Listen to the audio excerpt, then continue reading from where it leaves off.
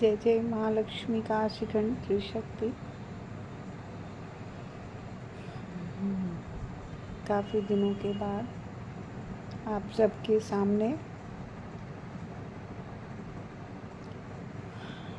इन दिनों बहुत सारे चिंतन, विषयों का चिंतन, बहुत सारे विषयों पे अध्ययन, इन सब में व्यस्त कुछ अनुभव लेकर के आप लोगों के सामने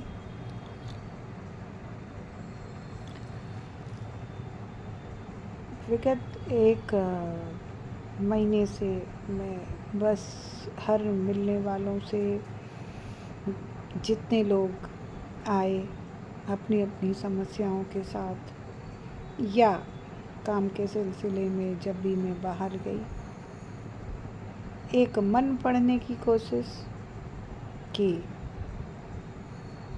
क्या हमारा भाव होता है।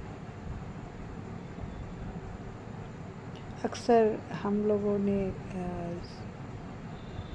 दूसरों को भी बातें करते या खुद भी हम लोग कहते हैं कि इनका स्वभाव वैसा है या उनका स्वभाव वैसा है, जो भी हमारा मत होता है दूसरों के प्रति कि हम स्वभाव का आकलन करते हैं। स्वभाव जैसा कि शब्द से ही समझ में आता है, स्वभाव जिसको नेचर हम लोग दूसरों शब्द में नेचर भी कहते हैं। तो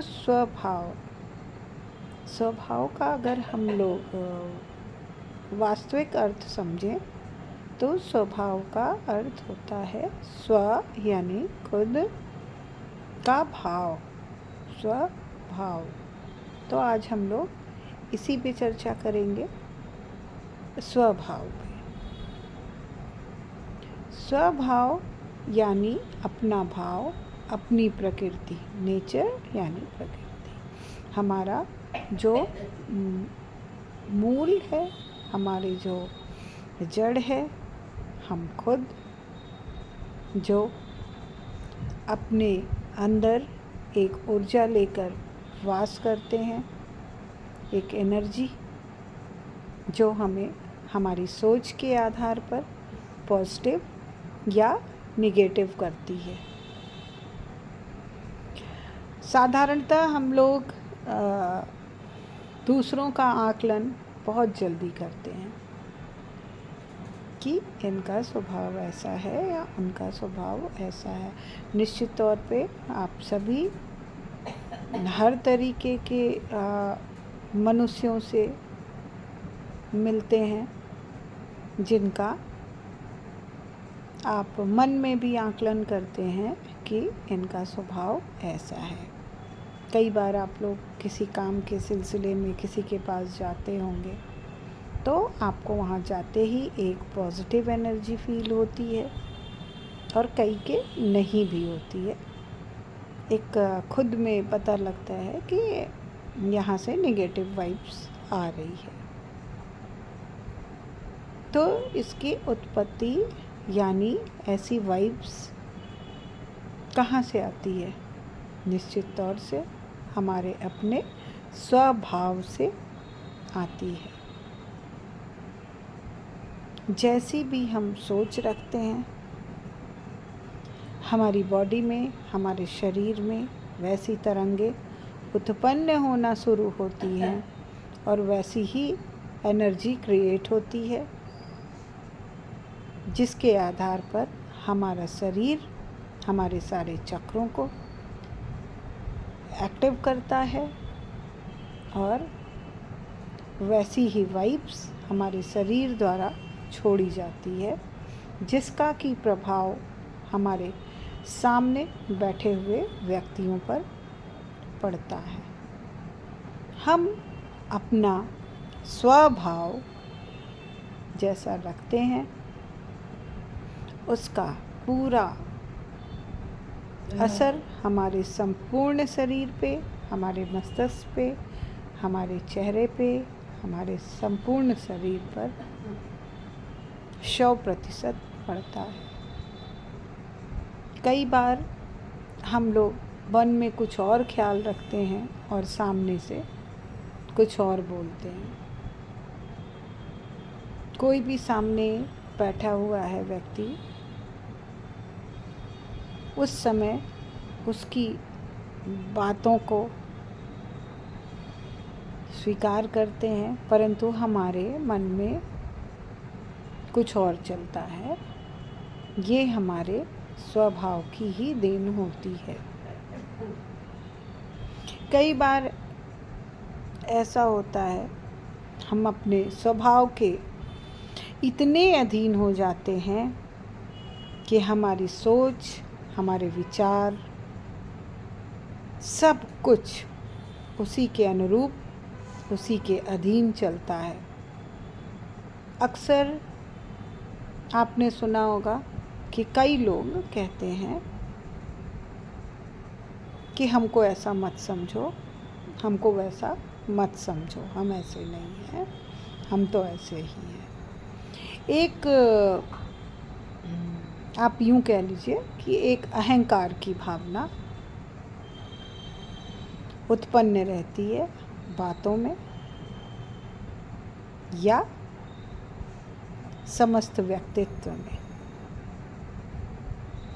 ये स्वभाव है, यानी हमारा नेचर है, मतलब हमारी प्रकृति है।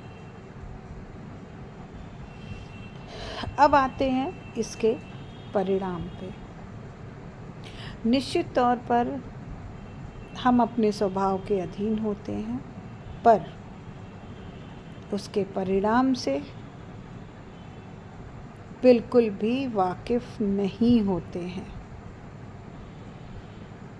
कि इसके दूरगामी परिणाम क्या होने वाले हैं।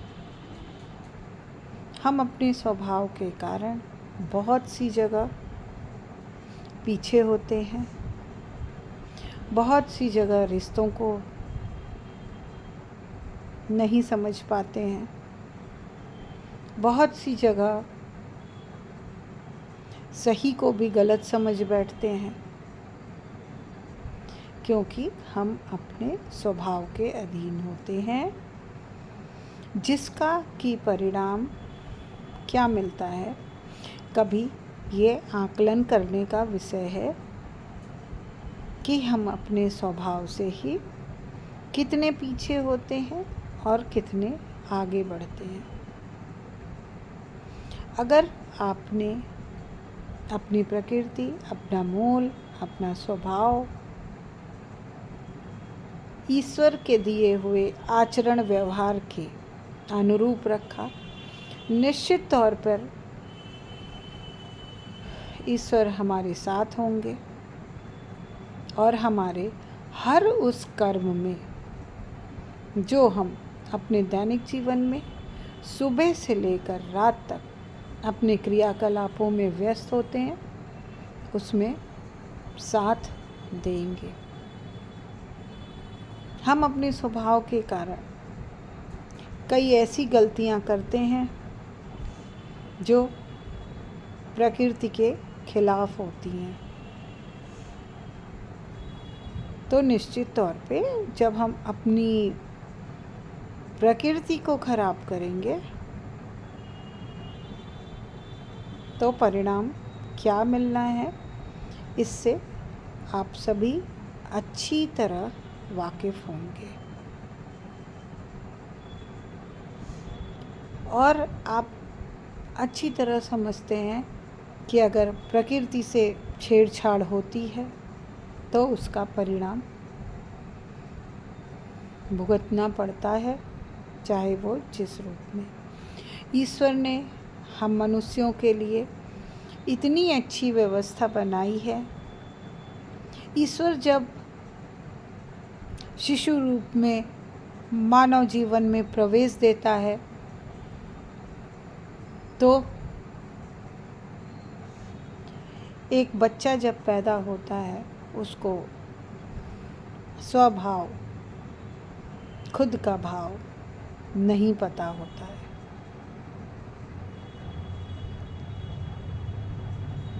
वो पहले धीरे धीरे बढ़ते हुए जिस भी पालन पोषण के अधीन आता है, वैसी ही उसकी प्रकृति होती है, वैसा ही उसका स्वभाव बनते चला जाता है। अगर हम अपने भाव को, अपने नेचर को, अपनी प्रकृति को सोचते हुए, ये स्वीकारते हुए कि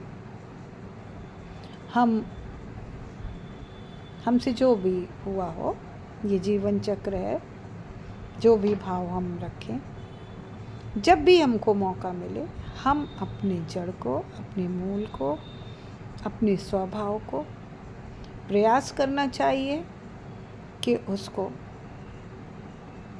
हरा भरा रखें, स्वस्थ विचार अपनाएं, स्वस्थ स्वभाव को अपनाएं, जिससे कि हमारा मूल, हमारी जड़ स्वस्थ हो, हम मानसिक रूप से स्वस्थ हों, हमारा स्वभाव ऐसा हो, हमारी प्रकृति ऐसी हो जिससे उसकी जो हरियाली हो, उसकी छटा दूसरे देख के आनंदित हों, जिससे उनको शीतलता मिले और आपके नज़दीक बार बार आना चाहें। तो ठीक करें अपने स्वभाव को, अपनी नेचर को, अपनी प्रकृति को। इसी के साथ ही आप सभी को श्रावण मास की बहुत बहुत बधाई। बाबा काशी विश्वनाथ, भोले से प्रार्थना, पिता परमेश्वर से प्रार्थना कि आप सभी के जीवन में हरियाली लाएं, जिसका आनंद आप ही नहीं, आपसे जुड़े समस्त जन इसका लाभ उठाएं और हम सब एक प्रयास करके अपने आसपास अपने स्वभाव की हरियाली बिखेर सकें। जय जय महालक्ष्मी काशीखंड त्रिशक्ति। आप सबका आने वाला समय शुभ हो।